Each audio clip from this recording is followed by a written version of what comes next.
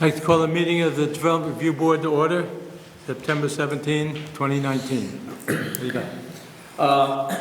First on our agenda this evening are minutes from our last meeting. I would like to note for the record that Dan Mellenberg was present at that last meeting. The minutes noted that it had indicated that he was not. But Dan assures me he was here, and I do remember you here, so we'd like to note that for the record. Other than that, 6 minutes. Other than that, if there's a motion to approve the minutes from last time with that correction, that would be appropriate. Charles moves. Barry seconds. All in favor? Unanimous. Thank you. Next item on our agenda is the witness oath, and we ask anybody who presents information this evening to sign the witness oath statement, which is on the podium over there. So before you speak, we just ask you to sign that.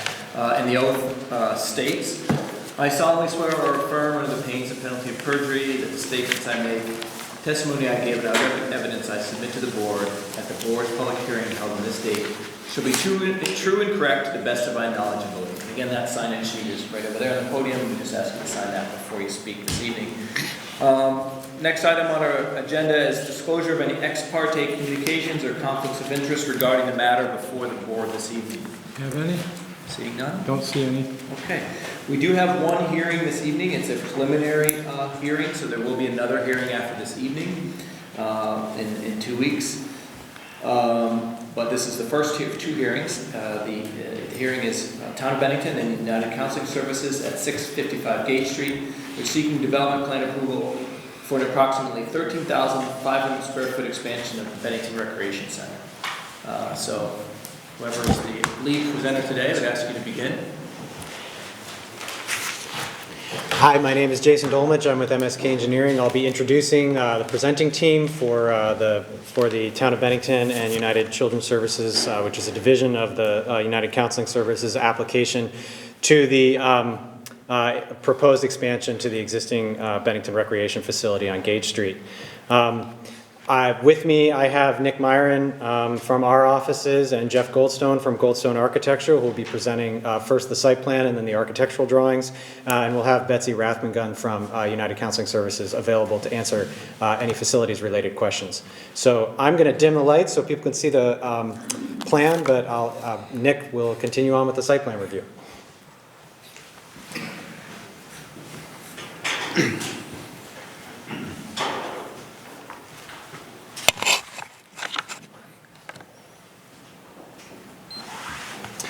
Okay, the proposed project is an expansion to the existing recreation facility. It's located in the public open space zoning district.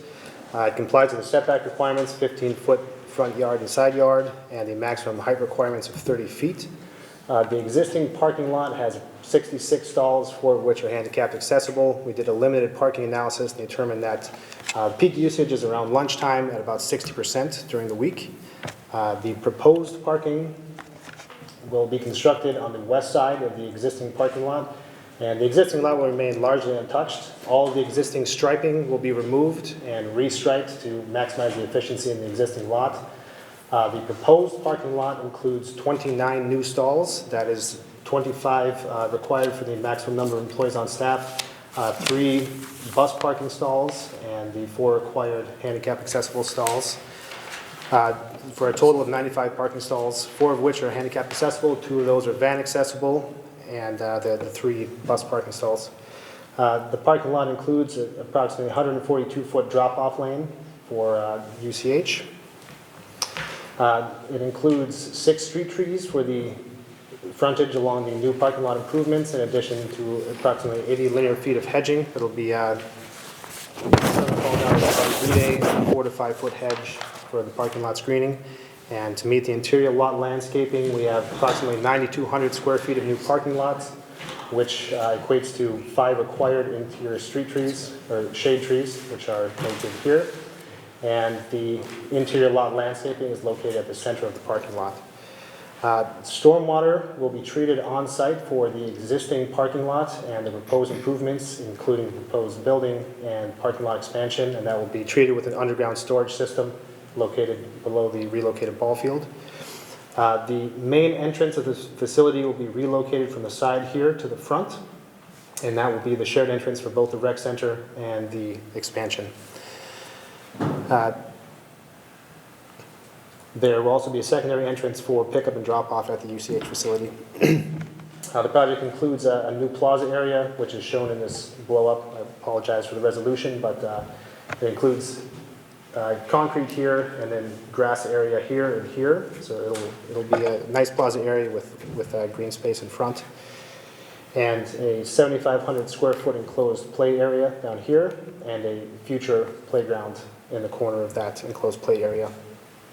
It also includes a new water service connection to Gay Street for the facility. The existing connection will be abandoned down to Coolidge, and it will connect to the existing sanitary sewer on the site. And solid waste will be accommodated interior. There will be a room down here, and there will be roll totes that will be taken to the curb for collection. And that is my site discussion. I'll turn it over to Jeff Goldstone to discuss the elevations.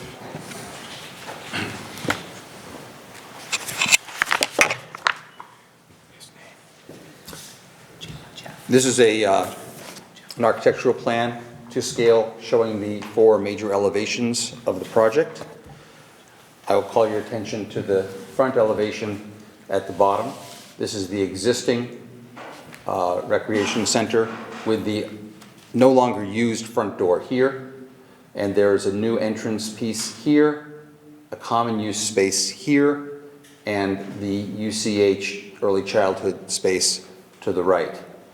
The others are a little harder to understand, I think, than the front one, but just very quickly, this is the west elevation showing the 7 classroom masses here that actually represent 1, 2, 3, 4, 5 separate classrooms in a low wing that interconnects the classroom wing. And the other 2 sides are fairly easy to understand. The high roof here, which you also see here, is the existing natatorium, the swimming pool structure, which remains completely untouched in the proposed renovation. These renderings show the color schemes, and I can describe the materials that we're proposing to use on the building from these elevations. Again, you'll see the existing building here with the addition to the right, or in the front elevation, the proposed high space with the entrance in it, the common space, the child care wing, and the existing recreation center wing. So obviously the existing recreation center exterior remains as it is. It's painted brick. The mirror part of that over here, the low section, is going to be a horizontal tongue and groove fiber cement material. We have examples of all of the materials here with the actual colors that we're proposing. Unfortunately, especially in the projection, the rendering of colors is not particularly good. So if you'd like to see those, I can either bring them to the table or you can come see them later. But this color here, although not exactly the same, is complementing the color of this wing. The center wing here, these 2 pieces are insulated metal panels. This is a vertical panel. This is a horizontal panel. This is a flat panel, and this is a corrugated panel. Again, those are exterior panels with insulation between 2 layers of metal. The classroom wing, which is better illustrated down here, also fiber cement. This is fiber cement panels, and they are held together, or they join at extruded aluminum trim. The other materials that we're proposing to use, aluminum storefront in the windows here, and the remainder of the windows throughout the building are fiberglass windows. As was noted, we are coming a little bit under the 30-foot threshold. This is 29.5 feet, 29.25 feet tall, and the overall footprint of the building, the addition, is 11,338 square feet. Any other questions, we'd be happy to answer, but that's the presentation.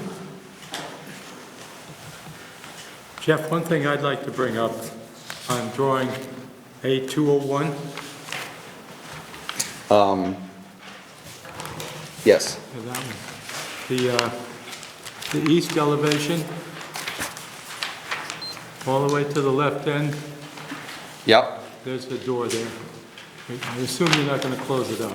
No, thank you for pointing that out. I hadn't noticed that, but you're right. There's a missing door right there.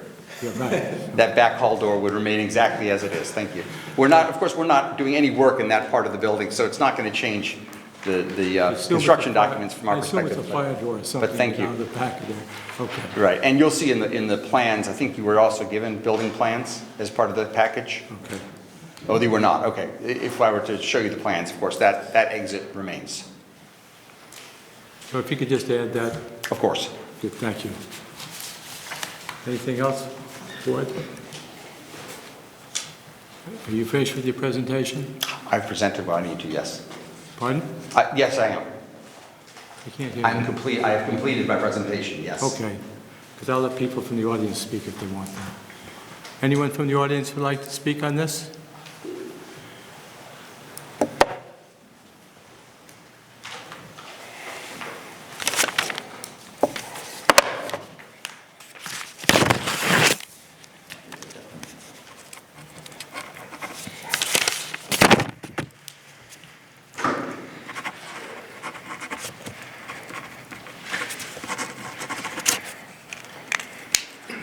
Yeah, I'm Clyde Sherman from Coolidge Avenue. I assume you're in a butter. Yes, Could you give me a street address? We have a list here, I'd just like to mark off. 122 Coolidge Avenue. Pardon? 122 Coolidge Avenue. Okay.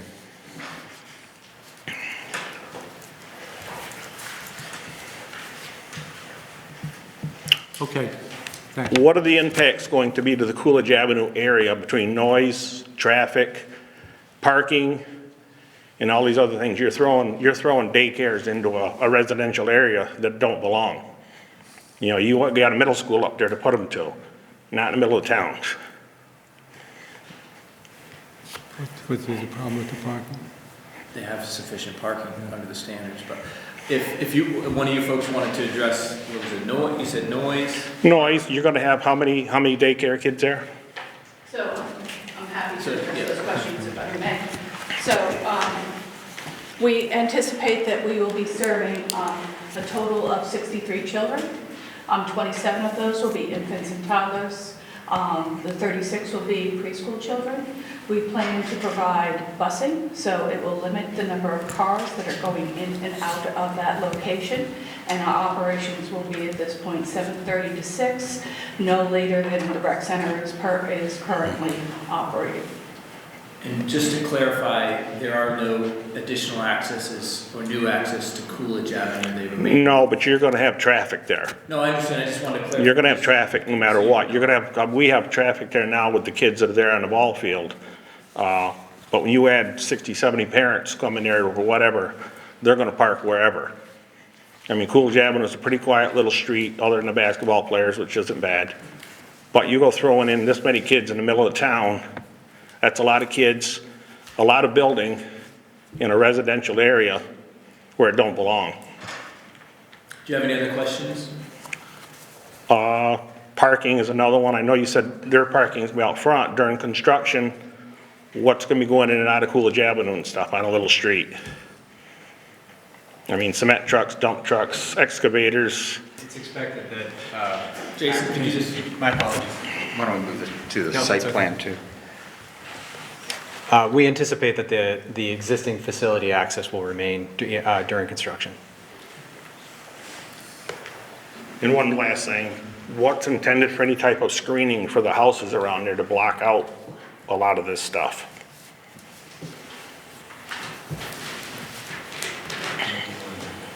Is your house across the street from this, or is it on the side? No, it's right in my backyard, Excuse me. along with several others that are here. So the proposed improvements are really limited to the west side of the facility. So this is the existing rec center. Your house is down here. Right there, yes. 122 Coolidge. Yeah. So there's no additional screening proposed down here, but there's no construction that's going to occur anywhere on this side. Well, it's not so much the construction, but the noise and things that are going on. So the construction traffic, because the construction entrance during construction will be from Gage Street, primarily it's going to be coming up Main Street, up Bradford and down Gage, or up Stafford and into the construction entrance. Construction laydown will be in this portion of the site during the construction process, but I wouldn't anticipate any impacts down here. None of this work is occurring proximate to that. So there's not going to be anything with the basketball courts. There's no modification to the existing facilities, and there's no work occurring on the east side of the existing rec center. Okay.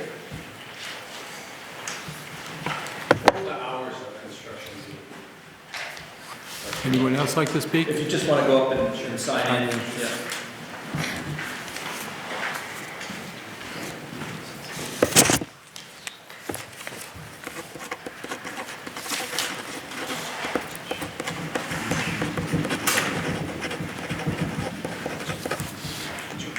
I'm Joe Prandini, and I live Excuse me, right to the, could you just, hello, could you just tell me where you're, 605 Gage Street, what number? 605. 604. I'm going to be right to the left of the new parking lot. On the- Now, just, no, the one that borders the property. Do you have a pointer, or Yeah, you can use that box right there. push this down? There you Right go. there? Yeah. I was just wondering, I know that when you worked on the last, the remodeling of the outside, there was construction at 5:30 in the morning, and I heard trucks and all that. And I know that part of the excuse was it was summer and it's hot out, but I was just wondering, is it gonna be normal 7 to 3:30 construction hours? Because, I mean, if I live right there, there's a lot of it going on. I mean, I get up pretty early, but on weekends, I don't know. So can you guys address what the construction hours will be? Sure.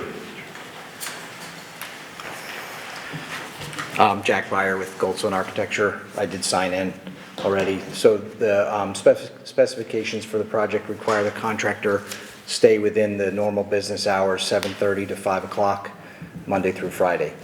Any work outside of that time frame would need to be approved in advance by the town. Can we get notice of that, or is that just?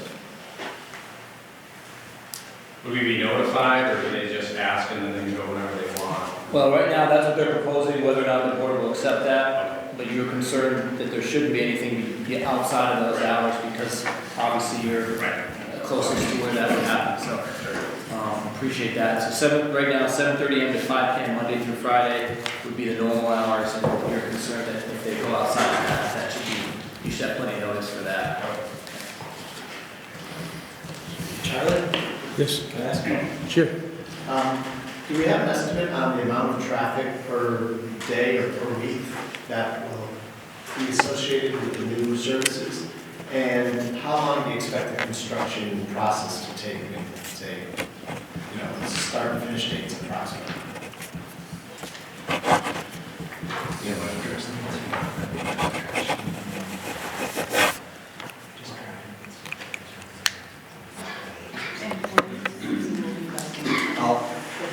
So Jack, just because this room is so bad. Yep.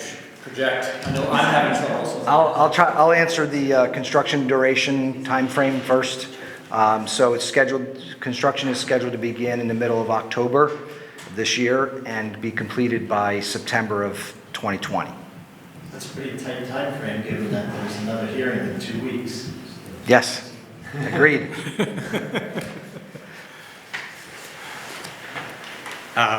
With respect to vehicular traffic, the main traffic impacts will be employment, will be the employees that are working at the site, which is approximately 23.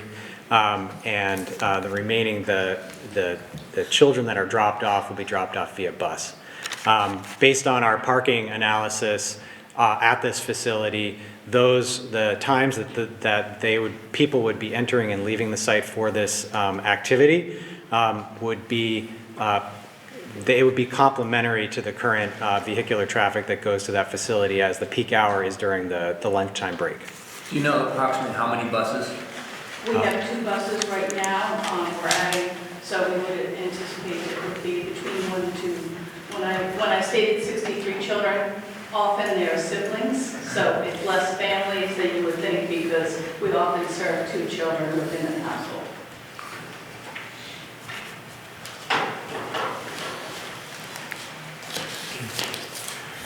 I just signed in. My name is Leon Johnson, and I own the house at 124 Coolidge Avenue.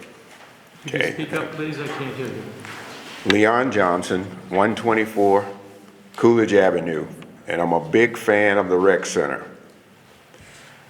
What I want to know is, and in addition to being a big fan of the rec center, I'm a sports official, and we use the rec center all the time, and I'm on the school boards, and we use the rec center all the time. So this is something I've been trying to get for the last 35 years, is to expand the rec center to do more things for kids. So one of the questions I'm going to ask is, when I looked at the first picture up here, I couldn't hardly see or tell what it was, but it's a softball field there, and the kids play right before the softball field, which it looked like to me, you taking that part and moving it back, and so it's less area for kids to play outside the enclosed softball fence area, and even though you have a fence going all the way down. So I don't know what you plan on doing with the kids in terms of where they are going to go if you take that space up and put the building in there. So you need to plan for that, something, because the kids are really active. And on the back side, on 124, I bought the house because I wanted to be close to the rec center. It was easy for me to go over and swim, the kids and everybody else to go over there. My family lives in there. What I didn't realize, that I was going to be cutting up a lot of tennis balls. Okay, so I want to know, and that's on the back side. You're not going to do anything on the tennis, but you're going to increase the activity there.